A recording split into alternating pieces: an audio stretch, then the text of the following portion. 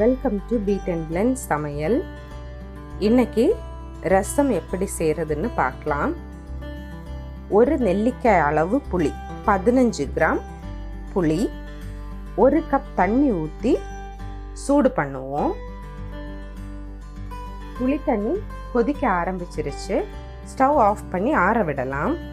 10 பல் பூண்டு,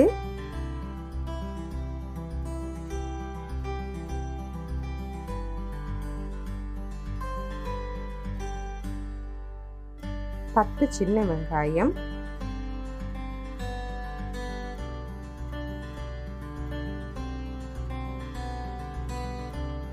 1 துண்டு இஞ்சி,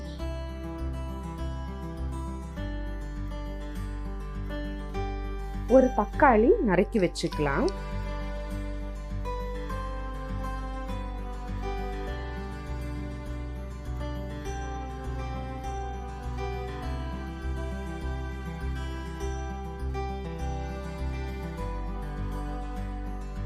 ஸ்டவ் ஆன் பண்ணி ஒரு மண் சட்டி சூடு பண்ணுவோம். சட்டி சூடாயிடுச்சு. 1 டேபிள் ஸ்பூன் எண்ணெய் சேர்த்துப்போம்.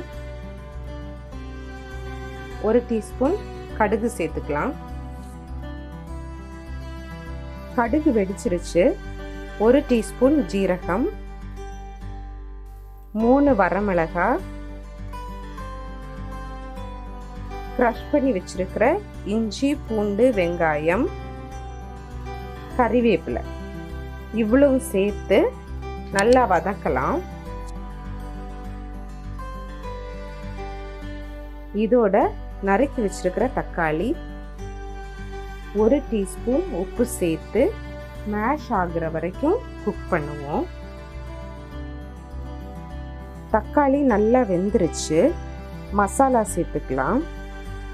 1/4 டீஸ்பூன் மஞ்சள் தூள், 1 டீஸ்பூன் மிளகாய் தூள், 1 டீஸ்பூன் காஷ்மீரி மிளகாய் தூள், 1 டீஸ்பூன் மல்லித்தூள், 1/4 டீஸ்பூன் காயத்தூள்,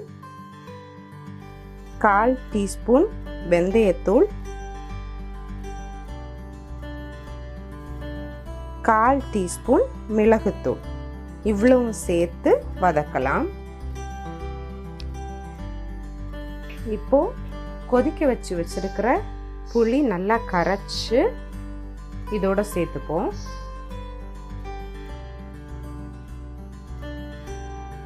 இன்னொரு டம்ளர் தண்ணி சேர்த்துக்கலாம். உப்பு டேஸ்ட் பண்ணி பார்த்துட்டு தேவைப்பட்டா உப்பு சேர்த்துக்கலாம். இன்னொரு 1/2 டீஸ்பூன் உப்பு கூட சேர்த்துருக்கோம். இதில் மொத்தமாக 1/2 டீஸ்பூன் உப்பு சேர்த்துருக்குறோம். இதோட 1 டீஸ்பூன் ஜாகரி பவுடர் சேர்த்துக்கலாம்.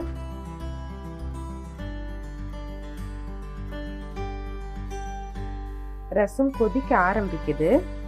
இதோட கொஞ்சம் மல்லி இலை நறுக்கி சேர்த்துக்கலாம்.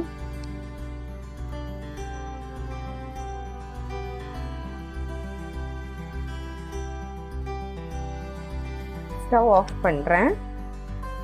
ரசம் ரெடி. சூடான சாதத்தோட சர்வ் பண்ணலாம்.